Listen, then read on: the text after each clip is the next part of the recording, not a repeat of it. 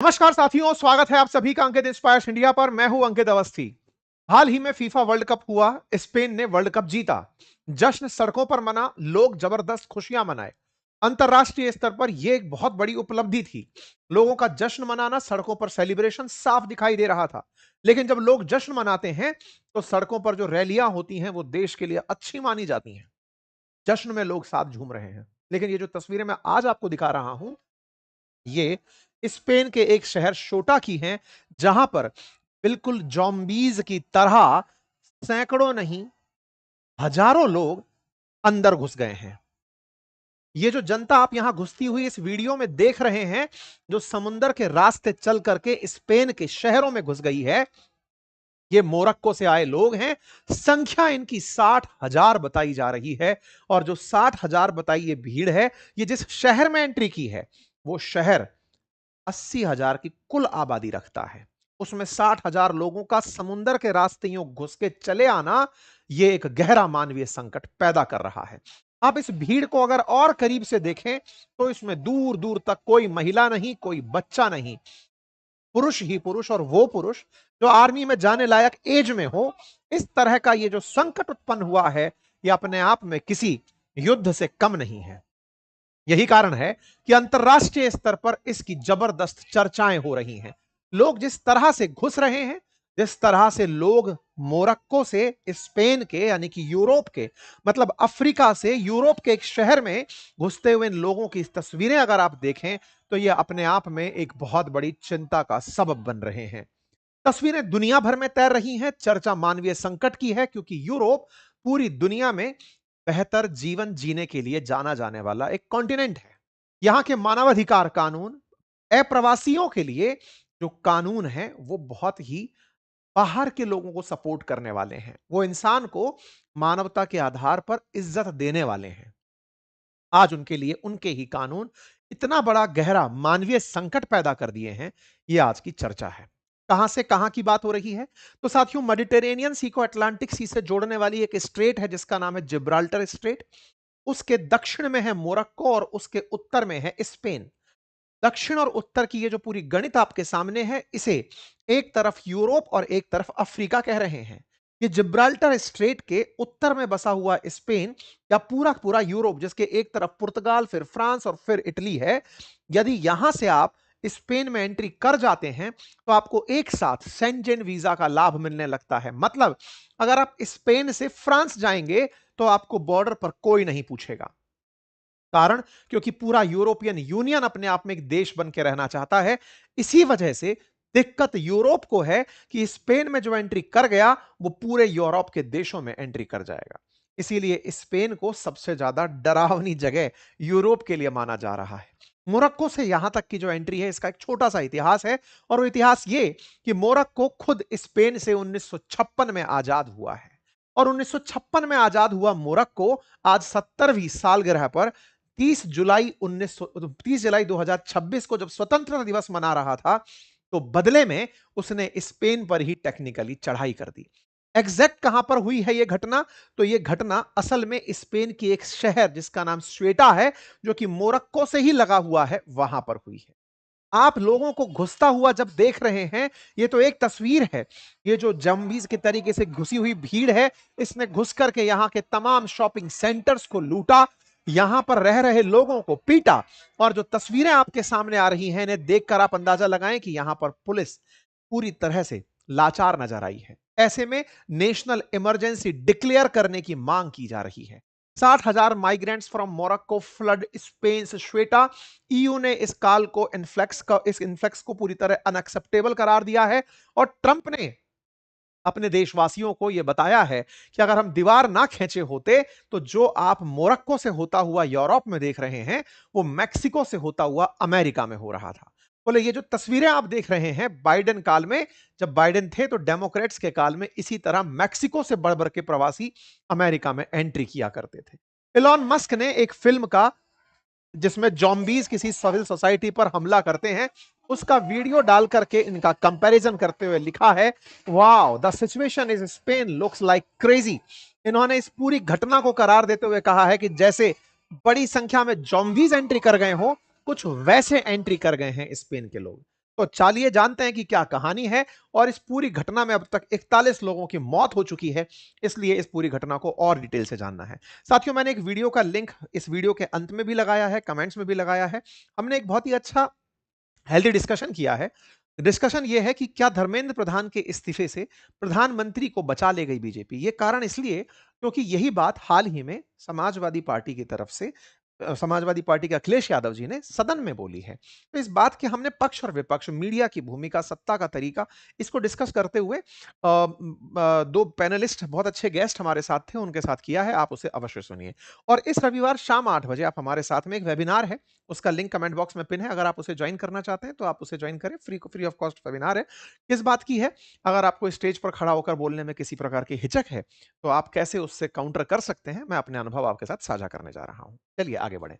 तो फिलहाल के लिए चर्चा स्पेन की, तो मैप पर थोड़ा सा स्पेन समझ लेते हैं। कॉन्टिनेंट्स की बात करें तो आप और हम जहां रह रहे हैं, मेजरली, क्योंकि आप में से कई लोग ऐसे भी हैं जो मुझे सुनने वाले दूसरे कॉन्टिनेंट से भी सुन रहे हैं, अमेरिका में बैठे हुए भी मुझे सुन रहे हैं, लेकिन मेजोरिटी जो आप मुझसे सुन रहे हैं, हम एशिया वाले हैं।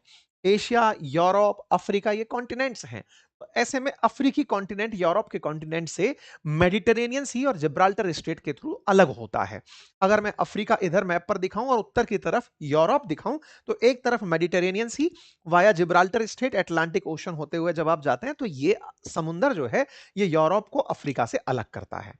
लेकिन केवल पानी इतना अलग करे कि मानव सभ्यता के अंदर कई कई सालों का अंतर आ जाए, तो शायद यह अपने आप में चर्चा का विषय होगा। साथियों, यूरोप पूरी दुनिया में सबसे प्रॉस्पेरस कॉन्टिनेंट्स में से है, दुनिया पर राज करने वाले कॉन्टिनेंट्स में से है। स्पेन ने अपने सामने ही मोरक्को पर कईयों साल शासन किया है। जिस मोरक्को पर शासन किया है, आज उसी मोरक्को से लोग निकलकर स्पेन के शहर में आक्रमण करने घुस गए हैं। असल में ये हथियार लेकर नहीं घुसे हैं, इसलिए आक्रमण नहीं, इन्वेजन तो है, लेकिन ये कैसा है, ये आने वाला समय बताएगा। फिलहाल के लिए ये दोनों एक दूसरे से एक छोटी सी जल संधि, जैसे स्टेट ऑफ हॉर्मुज सुनते हैं, स्टेट ऑफ बाबे मंडल सुनते हैं, मलक्का सुनते हैं, ऐसे ही दुनिया की एक बहुत ही चर्चित और बहुत ही कहिए तो जिसका ट्रांजिशन बहुत ज्यादा होता हो, जिस जगह का वो स्ट्रेट है जिसका नाम जिब्राल्टर स्ट्रेट है। तो ये जिब्राल्टर स्ट्रेट से स्पेन में एंट्री कर गए हैं। अब देखिए थोड़ा सा मैप के अंदर अब शहर की स्थिति में आपको बताता हूं। साथियों, जो शहर हम बता रहे हैं, वो पेनिनसुलर स्पेन के अंदर नहीं है। पेनिनसुलर स्पेन बोले तो वो क्षेत्र जो कि पूरी तरफ, तीन तरफ से पानी से घिरा हुआ ये बड़ा सा जो क्षेत्र है, इसमें एंट्री नहीं हुई है। कहां एंट्री हुई है? तो स्पेन के दो शहर जिसमें से एक का नाम स्वेटा है और एक का नाम मेलिला है, ये मोरक्को से ही लगे हुए दो शहर हैं। लेकिन इन शहरों पर कई सालों से, मतलब सैकड़ों सालों से, स्पेन का ही कंट्रोल है। स्पेन का कंट्रोल तो मोरक्को पे भी था, लेकिन मोरक्को तो इन्होंने आजाद कर दिया। स्वेटा और मेलिला स्पेन की सरकार ने अपने पास ही रखा। अब आप पूछेंगे, ओ, तो स्वेटा पर हमला हुआ है, मतलब स्वेटा के अंदर लोग घुस गए हैं, तो बच गया स्पेन? कतई नहीं बचा। एक बार अगर यहां एंट्री कर गए और यहां से अगर आप अब स्पेन गए, तो आपको पुलिस नहीं रोकेगी। आप स्वेटा में एंट्री कर गए, मतलब समझिए कि आप स्पेन में एंट्री कर गए। आपके ऊपर वही नियम लागू होंगे जो स्पेन में लागू होते हैं। ऐसा नहीं है कि अब स्वेटा से अगर आप स्पेन जाएंगे तो फिर आपके लिए अलग नियम होंगे। स्वेटा ही स्पेन है, अब आप ऐसे समझकर चलिए। तो साहब, ऐसे कौन से नियम लागू होंगे? इंटरेस्टिंग है, जान लेना। साथियों, अगर इन देशों में आप इस तरह से एंट्री कर जाएं, तो एंट्री करने के बाद आपको वापस धकेल कर भेजा नहीं जा सकता। वापस धकेल कर नहीं भेजा जा सकता से क्या मतलब है? असल में हाल ही में स्पेन की एक अदालत ने, सुप्रीम कोर्ट ने, सबसे बड़ी कोर्ट ने, एक 2024 के मामले पर फैसला सुनाया था। 2024 का क्या मामला था? 2024 का मामला यह था कि एक व्यक्ति मोरक्को से स्पेन पानी के रास्ते चला गया था। स्पेन की पुलिस ने उस व्यक्ति को वापस मोरक्को को पकड़ा दिया था। उसे सुनवाई का अधिकार नहीं दिया गया। इस पर मानवाधिकार संगठन स्पेन में सक्रिय हुए और सुप्रीम कोर्ट में केस चला। सुप्रीम कोर्ट ने कहा कि यदि कोई व्यक्ति पानी के रास्ते अपना जीवन दांव पर लगाकर किसी देश में शरण मांगने आया है, तो शरणागत के साथ ऐसा नहीं कर सकते। उसे सुनने का तो मौका दिया जाना चाहिए। सुप्रीम कोर्ट ने कहा कि यदि कोई व्यक्ति बॉर्डर से, यानी कि फेंसिंग को क्रॉस करके आए, तब तो आप उसे धकेल सकते हो वापस। लेकिन अगर कोई समुद्र के रास्ते आपके अंदर आ जाए, वाया सी रूट आपके शहर में एंट्री करे, तो उसे बिना सुने मत भेजिए, क्योंकि वो व्यक्ति मानवीय संकट जी रहा था। अगर पानी के रास्ते तैरकर वो आप तक पहुंचा है, तो उसे सुनने का मौका दिया जाना चाहिए। अब सुनवाई कोर्ट में एक दिन में तो होती नहीं है। 60,000 लोग अगर एक साथ आ जाएं, तो सुप्रीम कोर्ट कितनों को सुनेगी? तो ऐसे में सुनवाई का अधिकार पाने तक उस व्यक्ति को उस शहर में मतलब एक तरह से टेम्परेरी कैंप लगाकर रहने की सुविधा दी जाए। उस व्यक्ति को टेम्परेरी कैंप के साथ खाने पीने का भोजन, समय तक पैसा और रोजगार का भी प्रबंध करा जाए। अगर उनकी सुनवाई में वो अपने बात सही से नहीं रख पाते, तो लौटा दिया जाए। अब आप खुद ही सोच लीजिए कि इसमें कितने लूप होल्स हैं। एक बार एंट्री करना है बस सुप्रीम कोर्ट में सुनवाई का, फिर तो इंतजार करना है जो एक दिन में हो नहीं रही है। खुद अगर वो जेल में भी डालते हैं तो बढ़िया खिलाएंगे, इतना बढ़िया कि इन देशों में रहने से तो बढ़िया ही था। यूरोप की तो जेलें भी बेहतर हैं। ऐसे में वहां जाकर इन्हें जेल से भी निकाल दिया जाता है, क्योंकि अप्रवासी अपनी जान की भीख मांग कर पहुंचा है।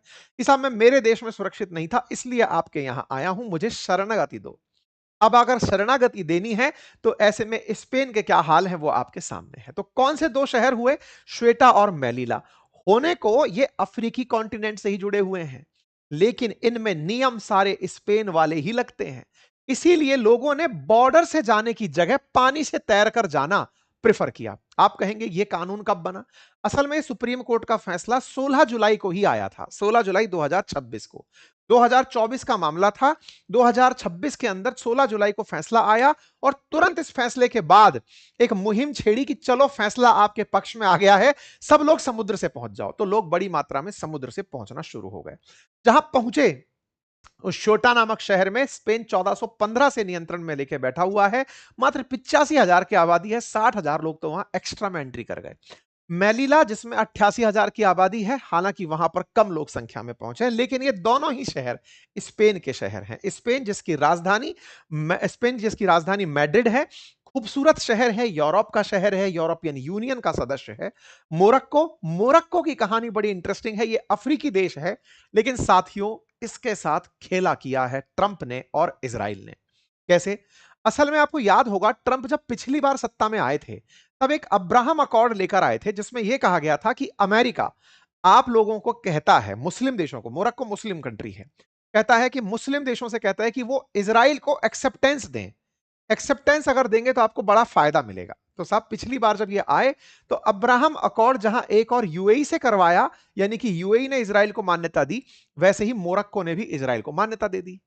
बदले में इन्हें आज ये जो गिफ्ट मिला है, टेक्निकली ये इजराइल की तरफ से और अमेरिका की तरफ से मोरक्को को दिया गिफ्ट था कि जाओ और जाकर स्पेन में घुस जाओ। अब ये कहानी बड़े रोचक पड़ाव पर पहुंच गई है।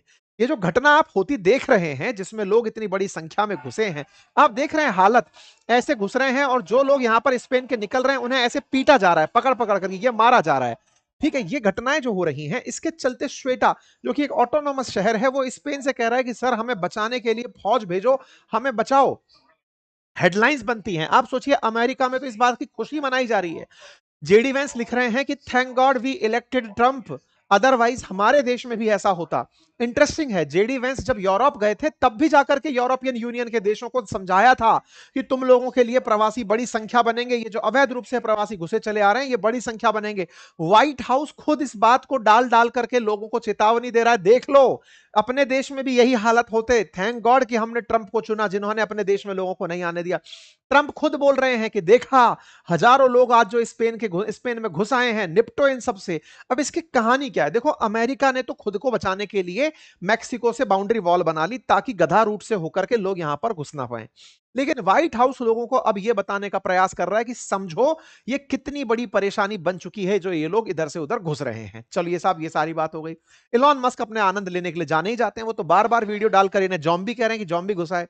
अब इन जॉम्बीज की कहानी में इलॉन मस्क जो है ना, वो स्पेन के पीएम को भी ट्रोल कर रहे हैं कि आ गए बेटा, अब समझ में आ गया तुम्हें कि क्या हो रहा है। क्योंकि जॉर्जिया मेलोनी, इटली की पीएम, ने साफ कह दिया है कि सुनो भैया स्पेन वालों, हम तुम्हारे साथ शेंजन वीजा रद्द कर रहे हैं। तुम्हारे बॉर्डर से अगर कोई भी हमारे अंदर आएगा तो हम उसको ठोक देंगे, रोक देंगे। तो जॉर्जिया मेलोनी ने शेंजन वीजा स्टैंड पर डाल दिया कि साहब हम नहीं मान रहे, जो भी 29 देश इसमें एंट्री करते होंगे, इटली के अंदर नहीं करेंगे। सस्पेंड ही कर दिया। यहां पर दूसरी तरफ मतलब यूरोपियन यूनियन की तरफ से उर्सुला वॉन डेन ने 2 कमिश्नर नियुक्त कर दिए कि भाई इस संकट से निपटने के लिए, क्योंकि यूरोप पे संकट है, स्पेन में जो एंट्री कर गया वो सब में एंट्री करेगा फिर, क्योंकि वहां से 29 देशों में वीजा फ्री एंट्री है, सीधा घुसते चले गए। तो बोले हमने 2 कमिश्नर तैनात किए जो स्पेन की मदद करेंगे कि इस संकट से कैसे निपटना है। यहां पर जो तस्वीरें आ रही हैं इलीगल माइग्रेंट्स की, आप सोचो शहरों में कैसे लोग घूम रहे हैं, घुस गए हैं, एंट्री कर गए, हजारों प्रवासी एक साथ घुसे हैं। मतलब आप समझिए कि अफ्रीका की गरीबी से निकलते हुए यूरोप की अच्छी जिंदगी जीने के लिए यहां पर एक बार में एंट्री मार गए। कहानी मैंने आपको पूरी तरह बता दी, क्योंकि इन्होंने पानी का रूट रास्ता अपनाया, क्योंकि बॉर्डर से अगर एंट्री करोगे तो अलाउड नहीं है, पानी से एंट्री करोगे तो अलाउड है।